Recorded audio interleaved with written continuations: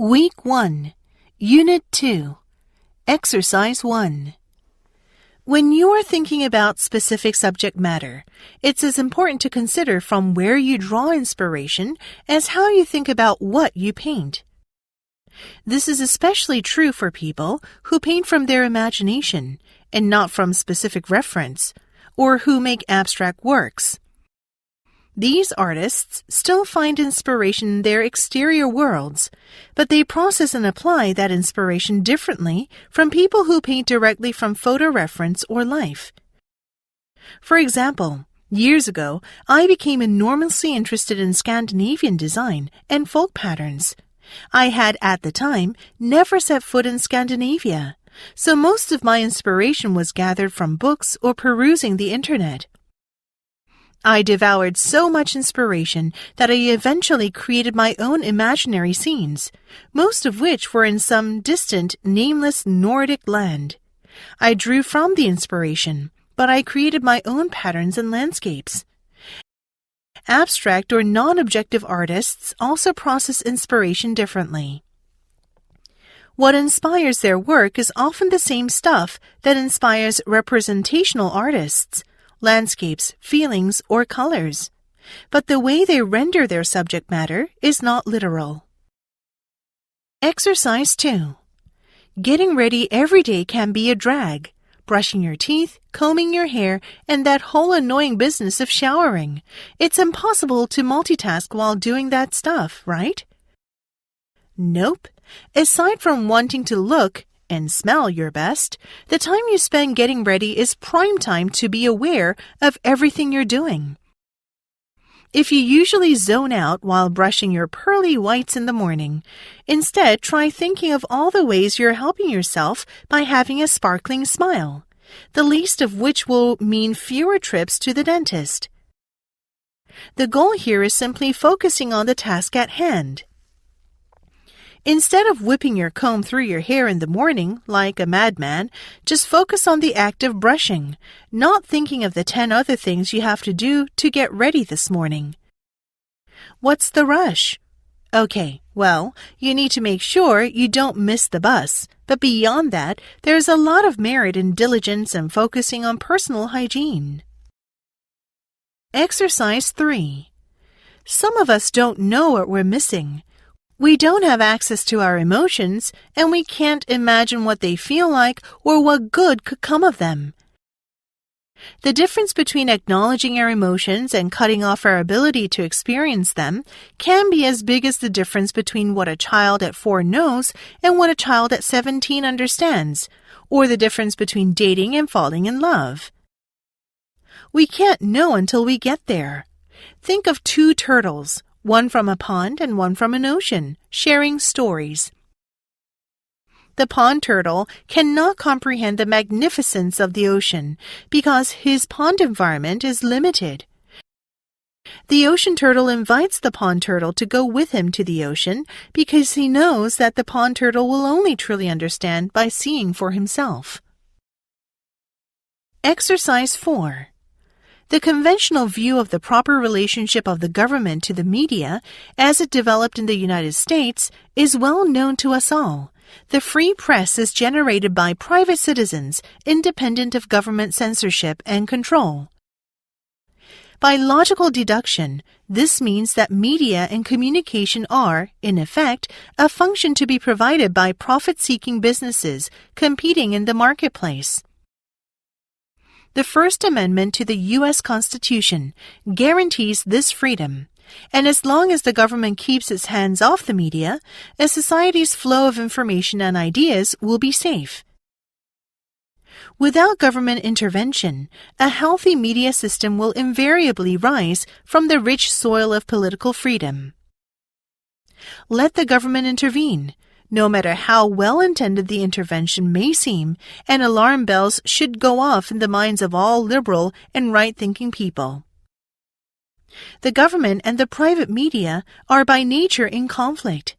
To paraphrase the immortal words of Thomas Jefferson, if a society could have either media or government, but not both, the same choice for free people is media. Exercise 5. Except in emergencies, an individual usually seeks confirmation of illness first from family or friends. Symptoms are described and a diagnosis is sought. A knowledgeable relative is often the most trusted person in determining whether a condition is cause for concern and whether further care should be pursued. In many cultures, a mother or grandmother is the medical expert within a family. This is a major step in social legitimization of the sickness. If others agree that the person is ill, then the individual can adopt a new role within the family or community, sick person. In this capacity, the sick person is excused from many daily obligations regarding work and family, as well as social and religious duties. A reprieve from personal responsibility for well-being is also given, with care provided by relatives, healers, or health professionals. The role of sick person provides a socially accepted, temporary break from the physical and psychological burdens of everyday life, with the understanding that sickness is not a permanent condition and that recovery should occur. Exercise 6.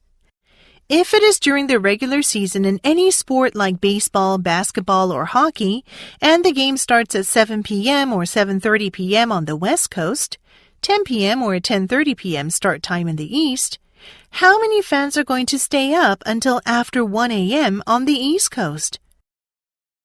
Not many. So the result is an East Coast bias that definitely exists because they miss many of the games that happen on the West Coast and don't get to know these teams as well. Sure, they get all the information the next morning, but not seeing the games live as they do on the East Coast can hinder their view of the Western teams.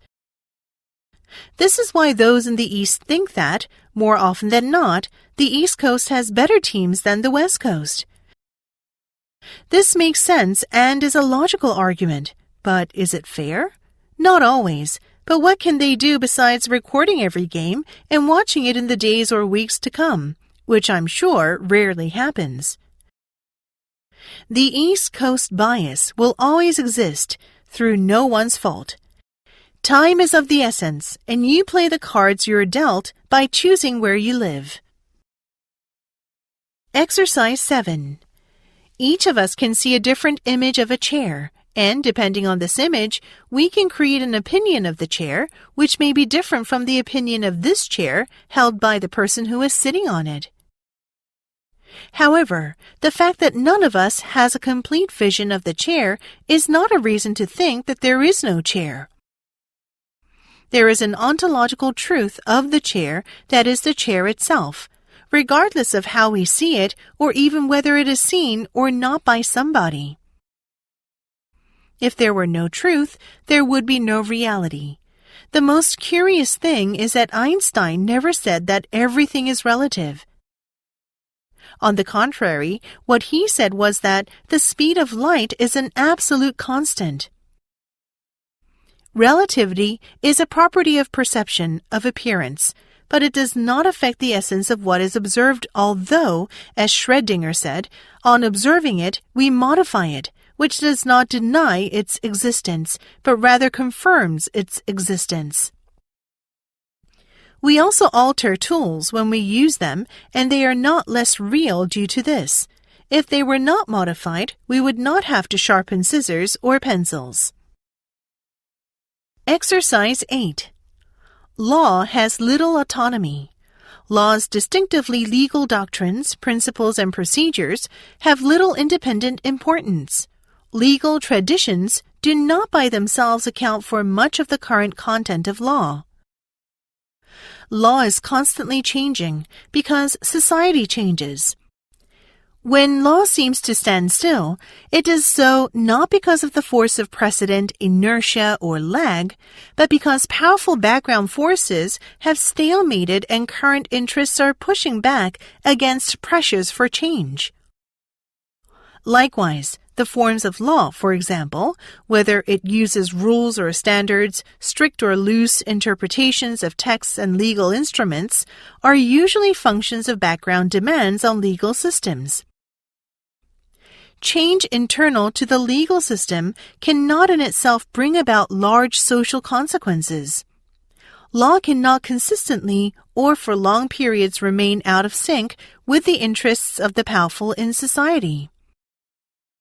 The historian or social scientists look for explanations of legal change will most likely find them in the study of social interests, forces, and demands, not in the doctrines, principles, or internal structures of the legal system. Similarly, legal change is most likely to be effective when it is supported by powerful interests. Exercise 9. It is worth remembering that the idea of classical music widely accepted today did not exist until about 300 years ago. Performing music in concert halls to a paying audience as something inherently pleasurable and significant was pretty much unheard of until the 18th century and not widely established until the 19th. The concert hall, the audience, and the idea of masterpieces of classical music were all effectively invented during the course of the 18th century in London, Paris, Vienna, Berlin, and other European cities. Much of the music that is now performed in public concerts was not composed for that purpose. The cantatas of J.S. Bach, for example, were written to be sung in religious services at the Church of St. Thomas in Leipzig, where Bach was cantor. These pieces were part of weekly worship and included chorales, hymns for the congregation to join in with the singing. Sing along during a modern concert hall performance of one of these works today, and you're likely to be told to shut up. Exercise 10. Despite the accumulated frustration and rage brought about by our struggle to adapt ourselves to machines, genuine resistance to the machine is relatively rare. Our preconditioning to favor novelty keeps us fascinated by the machines. Generally, people try bravely, even enthusiastically, to accommodate themselves. They are not sure why they are consequently unhappy. They do not blame the machines, for we have convinced ourselves, or been convinced by advertising and promotion, of their marvelous natures and of our great need for them. We have created dependency where none existed, forgetting that we survived and thrived as a species for hundreds of thousands of years without the internal combustion engine or the cell phone. Now too many of us feel lost and inadequate and frightened if the lights go out. We love our machines, after all, as we would a spouse in an enduring bad marriage whose flaws are so familiar, whose irritating voice is so much a part of the background that it is impossible to conceive its not being there. Alternatives are not even imagined. Exercise 11. One of the techniques for getting behind the conscious veil people like to keep in front of themselves, particularly where you suspect that they are putting on a show for your benefit, is to switch the focus of the conversation from them to other people.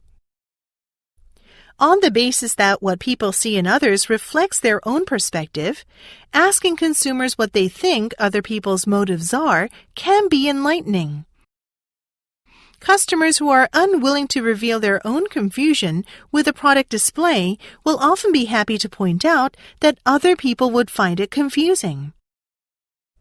One word of warning, though. It's important to distinguish those responses that are the result of you having asked the respondent to represent the views of others from when they voluntarily do so. The latter can be a form of social politeness. For example, when they think something is hopeless, but they try to soften the blow by suggesting that someone else, who isn't present, would think it was terrific. Exercise 12. In a culture where screens replace craft, the philosopher-mechanic Matthew Crawford argues people lose the outlet for self-worth established through unambiguous demonstrations of skill. One way to understand the exploding popularity of social media platforms in recent years is that they offer a substitute source of aggrandizement. In the absence of a well-built wood bench or applause at a musical performance to point toward, you can instead post a photo of your latest visit to a hip restaurant, hoping for likes, or desperately check for retweets of a clever quip.